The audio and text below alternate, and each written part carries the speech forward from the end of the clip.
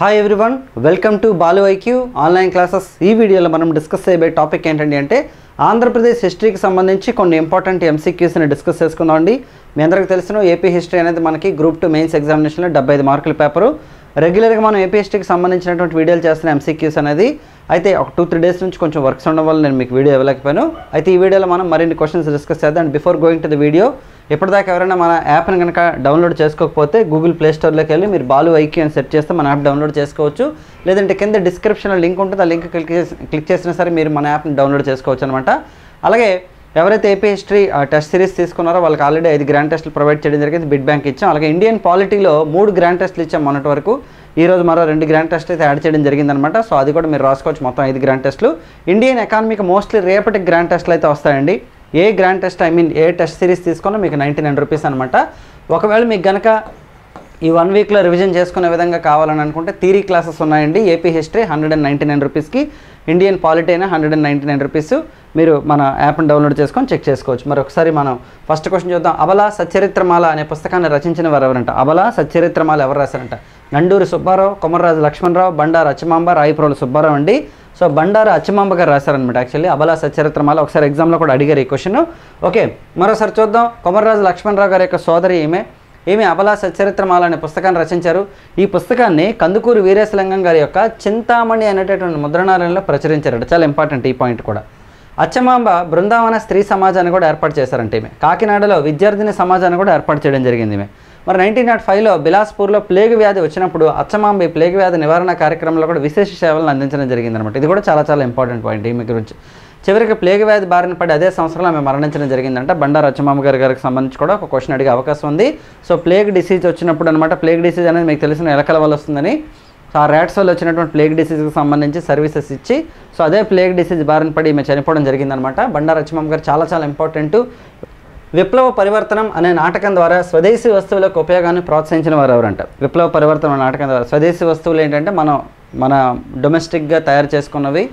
Okay, వాటి యొక్క వాడకాన్ని ప్రోత్సహించిన వారు ఎవరంట? కొడాలి ఆంజనేయులు, గాడిచెర్ల హరిసర్వోత్తమరావు, అయ్యదేవర కాళేశ్వరరావు, దామరాజు పుండరీకాక్షుడు అండి. సో విప్లవ పరివర్తనం అనగానే చాలామందికి ఐడియా వస్తుంది కొడాలి ఆంజనేయులు గారు అనమాట. ఎందుకంటే చాలాసార్లు మనకి ఎగ్జామినేషన్స్లో అడిగిన క్వశ్చన్ ఇది. ఓకే, మరి చూద్దాం. మధుసూదన్ రావు అనే వ్యక్తి విజయవాడలో ఖాదీ కేంద్రాన్ని ఏర్పాటు చేసి ఖద్దరుని ప్రజలకు అందుబాటులోకి తీసుకురావడం జరిగింది. ఓకే, కొడాలి ఆంజనేయులు విప్లవ పరివర్తన నాటకం ద్వారా అంటే వీళ్ళంతా కూడా ఏంటండి అంటే లోకల్ ప్రొడక్ట్స్ ఏవైతే ఉన్నాయో వాటిని అనమాట ప్రమోట్ చేయడం జరిగిందనమాట. సో ఈ నాటకం ద్వారా స్వదేశీ వస్తువులకు ఉపయోగాన్ని ప్రోత్సహించడం జరిగింది. కాకినాడలో సీతాశ్రమం మరియు నెల్లూరులో పల్లెపాడు ఆశ్రమం స్వదేశీ వస్తువులకు ఉపయోగాన్ని ప్రోత్సహించాయి. 1921లో నెల్లూరులో పినాకిని సత్యాగ్రహ ఆశ్రమాన్ని గాంధీజీ ప్రారంభించారు. దీన్నే పల్లిపాడు సత్యాగ్రహ ఆశ్రమాన్ని కూడా పిలుస్తారు. ఇది కూడా ఇంపార్టెంట్. మేబీ ఇలాంటి మనకి మైక్రో లెవెల్లో కొన్ని క్వశ్చన్స్ కూడా అడిగే అవకాశం ఉందన్నమాట యాక్చువల్లీ. ఓకే రైట్, మరి నెక్స్ట్ క్వశ్చన్ చూద్దామండి. ఇది దక్షిణ భారతదేశ సబర్మతి ఆశ్రమంగా కూడా పేరు పొందింది. ఒక మైక్రో లెవెల్లో చేస్తే మనకి ఇలాంటి ఇంపార్టెంట్ క్వశ్చన్స్ కూడా తెలుస్తాయి, అందుకే మీకు ఇస్తున్నాను. అప్పట్లో ఉద్యమకారులంతా కూడా గాంధీ గారి టోపీలను ధరించేవారంట, అంటే గాంధీ గారు పెట్టుకున్న టోపీలు. Okay, next prince of Wales నవంబర్లో భారతదేశంలో పర్యటించారు. అయ్యదేవర కాళేశ్వరరావు ఇతని పర్యటన వ్యతిరేకిస్తూ భారత్లో అనేక ప్రాంతాల్లో హర్తాల్ అంటే స్ట్రైక్ అనమాట. విజయవాడలో అయ్యదేవర కాళేశ్వర, అడవి బాపరాజ్ మొదలగు వారందరూ కూడా ప్రిన్స్ ఆఫ్ వేల్స్కి వ్యతిరేకంగా హర్తాలు. ఇదంతా కూడా మనకి సహాయ నిరాకరణ ఉద్యమంలో భాగంగా జరుగుతుందన్నమాట. చాలా ఇంపార్టెంట్ ఇదంతా కూడా.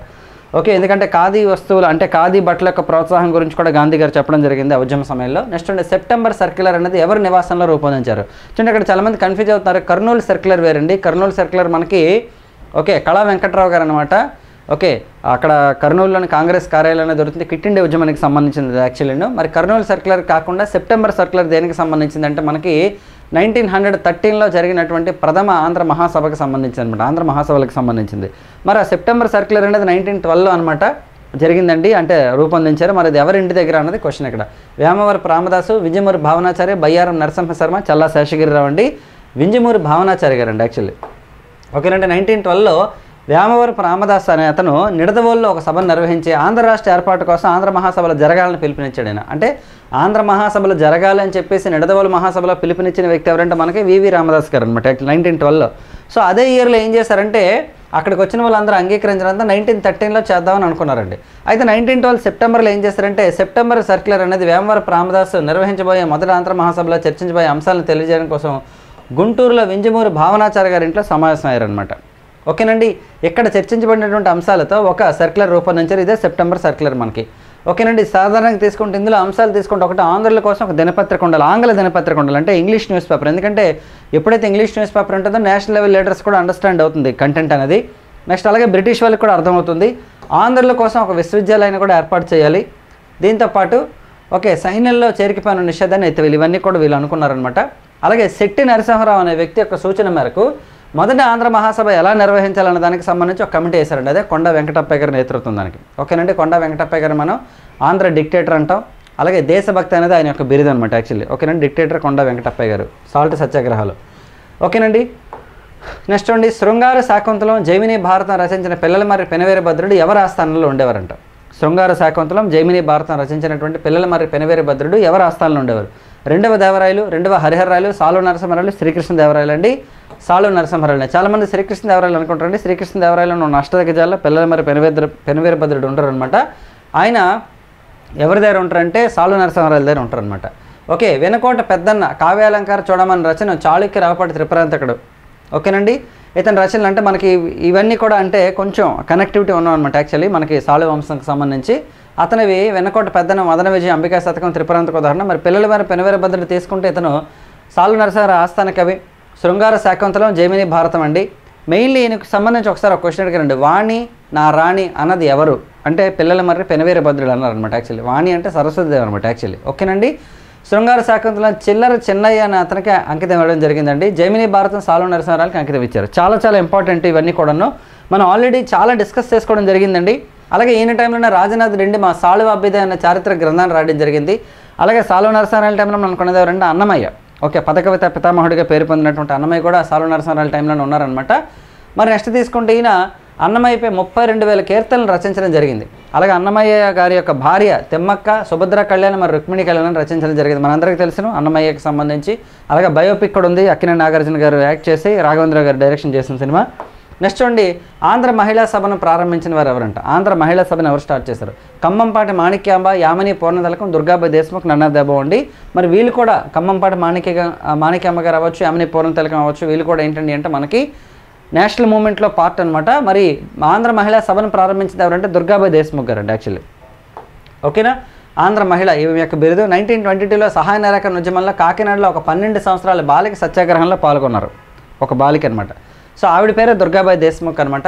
ఈమె తర్వాత కాలంలో తన శక్తి సామర్థ్యాన్ని నిరూపించుకొని ఆంధ్ర మహిళా సభను స్థాపనకు కారకరాలైంది. ఓకేనండి. షీ వాజ్ ద ఫౌండర్ అనమాట యాక్చువల్లీ. దక్షిణ భారతదేశంలో మహిళా సంక్షేమం కోసం ఏర్పాటైనటువంటి మొట్టమొదటి సంస్థ అంటే ఇది యాక్చువల్లీ. ఇది ఆంధ్ర మహిళా సభ. చాలా ఇంపార్టెంట్. భారతదేశంలో విద్యా వ్యాప్తికి అందించినటువంటి విశేష సేవలకు 1971లో దుర్గాబాయి దేశ్ముఖ్కు 4వ నెహ్రూ సాహిత్య అవార్డు అనేది వచ్చిందంట. 4th నెహ్రూ సాహిత్య అవార్డు. అలాగే నెక్స్ట్ వచ్చేసి మనకి ఓకే ఆంధ్రప్రదేశ్ బాలల అకాడమీని ఏ సంవత్సరంలో ప్రారంభించారు? ఓకే. నెక్స్ట్ క్వశ్చన్, ఆంధ్రప్రదేశ్లో బాలల అకాడమీని 1975, 1976, 1978, 1979 అండి. 1976లో ప్రారంభించారండి. ఓకే. 1976లో స్టార్ట్ చేశారనమాట. ఆంధ్రప్రదేశ్లో బాలల అకాడమీ భారతదేశంలో తొలిసారిగా ఆంధ్రప్రదేశ్ రాష్ట్రం పిల్లల్లో గల సృజనాత్మకతను బలోపేతం చేసి ప్రోత్సహించడం కోసం 1976లో స్టార్ట్ చేశారనమాట. 1976 అనగానే మీకు గుర్తు రావాల్సింది ఇంకోటి ఏంటంటే 42nd constitution amendment, mini constitution అంటాం మనం. 42 రాజ్యాంగ సవరణ. చాలాసార్లు చెప్పాను మీకు ఏంటంటే 42nd అండ్ 44, 47 అయితే 1976, 44 అయితే 1978. ఎందుకు ఈ రెండంటే 4, 2 కలిపితే చివరిలో 6, 4, 4 కలిపితే చివరిలో 8. సో 76 అనగా you should remember that also. అలాగే ఉర్దూ అకాడమీ కూడా ఇదే సంవత్సరంలో స్టార్ట్ అయిందండి. ఉర్దూ భాషా సాహిత్య అభివృద్ధి కోసం మరియు పరిరక్షణ కోసం కేంద్ర ప్రభుత్వం యొక్క ఆదేశంతో ఆంధ్రప్రదేశ్ రాష్ట్ర ప్రభుత్వం 1976లో ఉర్దూ అకాడమీని కూడా స్టార్ట్ చేసింది.